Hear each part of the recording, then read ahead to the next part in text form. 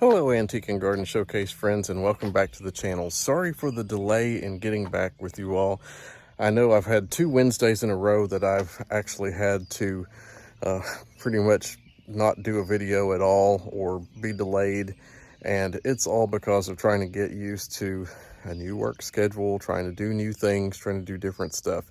I'm really enjoying working for the auction house, though. It's been a wonderful, wonderful experience so far, and that's been taking quite a bit of time because we've been working very diligently for this entire week to try to get an entire estate finished, and we met our goal.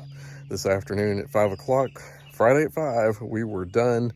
We had pretty much everything wrapped up for this estate that's going to be hitting the internet pretty soon for them. And I have put up on Facebook and things where this auction is located. And yes, you can get online and purchase from them. They do ship. You do have to arrange your own shipping, whatever else. You can read the terms when you go to the page, and it's actually longauction.com. So it's Long Auction Company that I work for, and they will be able to hook you up with shipping and whatever else on most items. There are some things that will not ship, but just you can work it out with them. But they have really neat things, and this upcoming auction is going to be really nice. So anyway, today I'm going to take you around and show you some of the things I've been working on in between the rain and the weather and the work.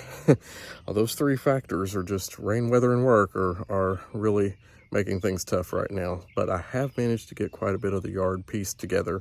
The urns and the driveway island and all that are pretty much finished at this point, which I'm amazed that I've gotten anything done in this length of time since the last video. So here we go.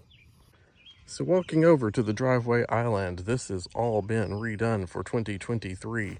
Around this end, we have radiance caladiums, which are already being very radiant. And if you see this little tube sticking out here, this is a whole new thing. I can't get water over to this side of the driveway. I don't have an access point. So I have been watering this by hand for the past several years, and it's hard once everything grows up to reach the things in the middle. So this year what I did was I ran drip around the outer perimeter, and in the center portion of this, a really neat thing that hooked into the drip system. I've not seen other YouTubers do this, but I put in drip sprinklers, and when it cuts on, these actually whirl and water the pots and everything else that's in the middle of the bed. And this is how the new sprinkler system works whenever I have it on. I thought I'd just give you a little preview. It's kind of neat. It gives a nice watering spray to everything around it. So it gets the pots and everything else. You see a nice pattern flowing out of there. It's almost kind of peaceful to sit and listen to too after a long day.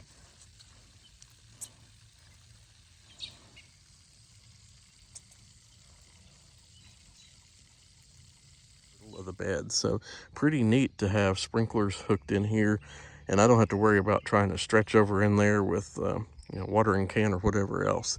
But this is going to be a neat bed. I think this year it's going to be a little different. I lost a lot of cannas. I went to pull my cannas the other day, and sadly a lot of them dried up for some reason in the garage, and I left them pretty much like I always do, but had bad luck there. So I'm still trying to keep Cleopatra in the middle. That's the red and yellow. Here I've got some ivory colored ones and orange mixed together. And that's kind of the theme because these are white swan marigolds that are in here. They're starting to bud up right now. I've got the Verbena bonariensis in here, which is right there. I've got a peach status in here. And then I've got purple fountain grass in this bed. And that's pretty much it. It kind of just repeats over, but I've got Tickle Me Pinks up here, just like I had last year, maybe an extra 1 or 2 by the blue spruce. And this is going to be a really neat space once it all kind of fills in. But yeah, the Verbena bonariensis, they reseed each year, so that's kind of a free gift. And there's one. And I do move some of them around and put them right up here in the middle, so I get that tall height coming up in the middle. This is my little quick fire hydrangea, which I trimmed back just very slightly this year, and it's got a really nice globe shape. And on this side, more of just the same. The white swan marigolds, which I'm anxious to see. They have a really pretty kind of a creamy white pom-pom bloom on there. I'm hoping it's enough color. It might be a little bit more pastel than I'm used to doing, but you know, I like a little change too. So this is going to be a neat space this year. I've talked about this container at least the last couple of times, and it's really my favorite. I'm still loving the white Gaura and all this color combination down here. These are the new Supertunias this year, Persimmon, and I've got one of the Super Bells in there. I can't remember which one, and the Peachy Keen Verbena. Just those three plants in there. I think that's going to be a really pretty mix. And in these pots, I put the red ruffles that I had growing in there. I put those in the other day, and they've gotten started. The boxes on here are kind of, they're in that in-between phase where they're kind of building up pressure, so to say, to bloom. They've got a lot of buds and everything coming out, but they're getting ready to flush back out again. So let's go up here and take a look at the formal garden. Oh, there's a really pretty of the Priscilla there. Let's go take a look at the formal garden. Formal garden got a makeover. It got both of the bushes replaced, which I probably talked about in an earlier video too. But we do have the Heart's Flame, which I have in there every year. It's so hard to change because it's such a bold centerpiece. I mean, a lot of people talk about red being too bold for the yard, but when you've got this much green out here and that's your one red pop, it just lights up the front yard. I mean, it really does highlight this area so pretty. So I love red there. Really looks good because really this yard's very green. Everything around here very, very green, from the grass to the trees to the bushes and whatever, different shades, but that red makes it stand out. And then the persimmons are coming along. Pansies are still holding on even in the humidity here, but you know, that soon will change. I'll come out one day and they'll be laying on the ground probably flat as a pancake, but the persimmons will fire up and keep right on going, which is what I'm counting on. They look really neat. I'm really liking that color.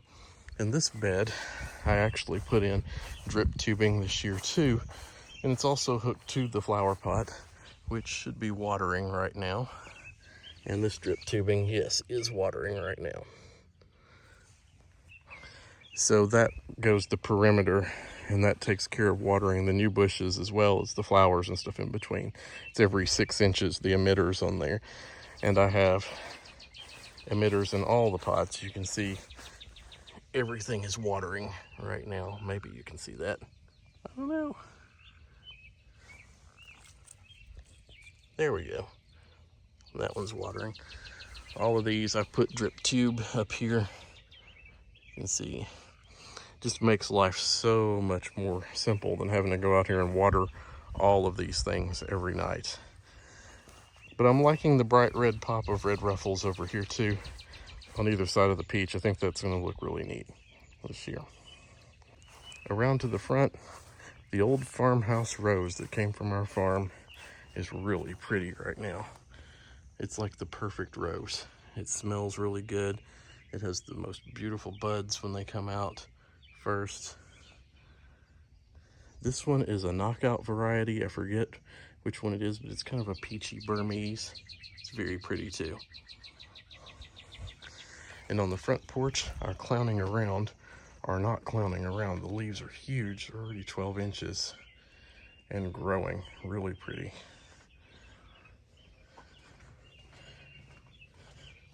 I've got ivy geraniums and the diamond frost in here. This is a pretty ivy geranium from my favorite little shop, Warren's, here locally. And then on the outside pots, post in the way, I've got another Tickle Me Pink with the, oh well, I lost my train of thought again. Tickle Me Pink and Dichondra Silver Falls. I should know that by heart. Over here this year, I decided to put, and these need water really bad today, I can tell. I put the Supertunias in here, the new one. I'm telling you what, y'all, I've worked a full week and the names of plants are leaving me right now. But yeah, these are really dry and I've got to go get water to these. I don't have any drip system over here, so. Looks like the oak leaf hydrangea is getting ready to put on lots and lots of pretty blooms this year. That's a new development. I didn't even notice that when I was mowing the other day, so really pretty. On down here, got the arbor straightened up, which was almost blown over in a windstorm. It's been painted and been repositioned. And I put a new Mr. President Clematis on there, which is a pruning level 2, which means it blooms on old and new growth. So this is one like my grandmother had that I lost because I transplanted it so many times and I had to have another one. So this one's really taking off and doing well. This is just a little rootstock rose I picked up at a discount store. I don't even remember the name, but it looks really good. It's looking nice. Some red lilies. Some little miniature red roses on either side of the bench. The dahlia that survived, this dahlia, Hawaii, which you can see there, survived out here all winter long, and we had nights in -5 degrees in December, but I guess it was mulched in enough. I put the little cage over it. I thought, well, that'll help support it. I'm hoping for great big pretty dinner plate blooms out of that this year. On around, let's take a tour of some of the pretty things over here. This beautiful pink iris. Look at that. Oh, that color's amazing. Ooh, and the smell is so good down through here too. Kind of a bluish iris. This was given to us by a family friend many, many years ago. This is the, I call it the coral pink peony that was from our farm. There's another one of those pretty irises, and it's blooming right up in a hollyhock, which is getting buds. This one's kind of getting spent now. It was part of the Martha Stewart Kmart collection many years ago, a dark red. Really love this one though. And it's done well for being transplanted just last year. So at least I know where these are at now. This one, this little iris, I don't know the variety, but we always call it the Mother's Day iris because I bought it for my mom when I was in high school and gave it to her on Mother's Day. There was a nursery right between the high school and where she worked downtown, so I picked that up and had it on her desk one day. We've had it many, many years. This is a white trumpet lily. It's really old, but it's started to come back out quite a bit this year too. And then I'm leaving this space empty. Why am I leaving this space empty? I have some long-term plans in here that might require doing a little change-a-roo, but it won't happen this year. The potatoes, you all thought they were going to be goners with the frost, but they have really come back out. I think my dad said the other day they probably benefited from the freeze, was like a trimming for them almost, but they've done super this year. Lawn's looking great. I've still got to do a couple more little treatments, but big improvement over last year. Let's head back up. From this vantage point, you're seeing across the kitchen garden from about halfway up the hill. And I'm looking across, you can tell it's terraced. The potatoes are down low. It kind of slopes up here. We have steps here and railing. And then back in here, the flat part is all full of breadseed poppies right now. Just look at how many pretty breadseed poppies. Now these were all my grandmother's. She used to have around her country grocery store just filled with these. So I always keep a bunch back here.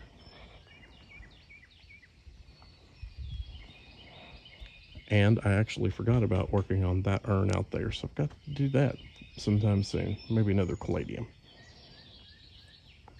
So as you can tell, not only with work has it been busy, but I've been busy around here trying to get this place put together for spring. And it's been hard. It's been hard trying to get in, to get the yard mowed, to do a few things that I need to get done. I've still got tomatoes to plant, beans to plant, squash to plant, cucumbers to plant, a few more flowers to put out that I've got under grow lights that need to be out of here. But anyway, oh, forgot to show you one thing I did pick up the other day. Let's go over here real quick.